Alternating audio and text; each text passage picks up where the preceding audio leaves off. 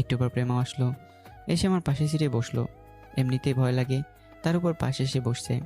Ma'am কোথায় যাবেন? আগে কলেজে চল। কলেজের কথা শুনে একটা মোচড় দিল। পরিচিত কেউ যদি দেখে বা প্রেমা যদি জেনে যায় আমি এই কলেজে পড়ি, তার উপরের ক্লাসে, ধুর, এত ভেবে লাভ নাই। কলেজে আমার কোনো বন্ধুই নেই, কারণ ভর্তি হয়ে আমি আর ক্লাসই করিনি, মাত্র 2-3 দিন করেছি, তাও আবার প্রেমা দেশে আসার আগে। ওই কি হয়েছে, বসে আছিস কেন? Sorry ma'am. এই কথা বলে গাড়ি স্টার্ট দিলাম, তারপর কলেজের দিকে রওনা দিলাম। কিছুক্ষণ পর কলেজের গেটের সামনে গিয়ে দাঁড়ালাম। প্রেমা নামার আগে আমি নেমে দরজা খুলে দিলাম।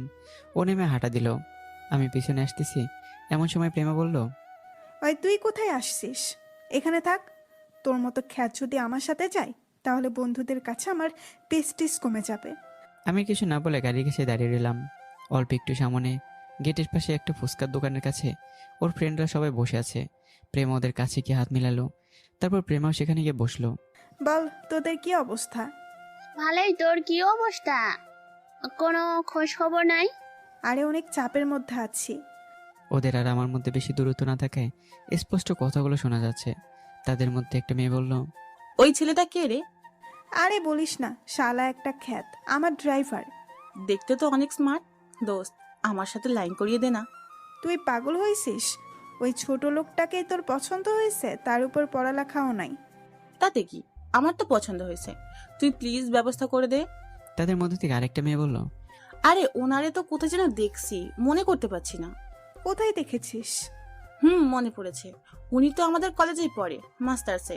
আমি যেদিন ফর্ম জমা দিয়েছিলাম, উনিও আমার সাথে ফর্ম জমা দিয়েছিলেন। তোর মাথা, ও ক্লাস 5 পর্যন্ত পড়েছে। কিন্তু তাহলে সেদিন? এই বাদ দে তো, সেই কখন থেকে ওর কথা নিয়ে পড়ে আছিস। দেখ দেখ, এমনভাবে গাড়ির সাথে হেলান দিয়ে আছে যেন মনে হচ্ছে গাড়ির মালিকও। তুই ওরে নিয়ে এত চেতে যাস কেন? ওই খবিশটারে দেখতে পারবি না। আচ্ছা শোন, যে কারণে তোদের সাথে দেখা করা। এরপর প্রেমা ব্যাগ থেকে কার্ডগুলো বের করে ওদের হাতে দিল। সবাই তো অবাক, সবাই একসাথে অভিনন্দন জানালো। প্রেমা ওদের সবাইকে নিয়ে গাড়ির কাছে নিয়ে আসলো, তারপর আমাকে বলল। ওই গাড়ি স্টার্ট দে।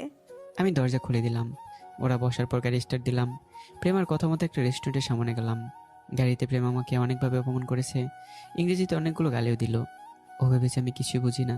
তারপর কিছু না বলে চুপচাপ গাড়ি চালিয়ে রেস্টুরেন্টের সামনে গেলাম। নেমে আবার গাড়ির দরজা খুলে দিলাম। ওরা রেস্টুরেন্টের ভেতরে গেল, আমি বাইরে দাঁড়িয়ে রইলাম। ওর দুজন ফ্রেন্ড আমাকে ডেকেছে, কিন্তু আমি যাইনি। প্রেমা ইশারায় না করছে, তার উপর রাগিভাবে তাকিয়ে আছে, সেজন্য আর যাইনি। ওরা ভিতরে গিয়ে অনেকক্ষণ আড্ডা দিল। আমি গাড়ির ভিতরে বসে রইলাম। আয়মানকে কল দিলাম। কিরে, কি অবস্থা তোর? এই তো ভালো। তুই তো ভুলেই গেলি। ভুলে গেলে কল কেমনে দিলাম? আচ্ছা বাদ দে, বল কেমন আছিস?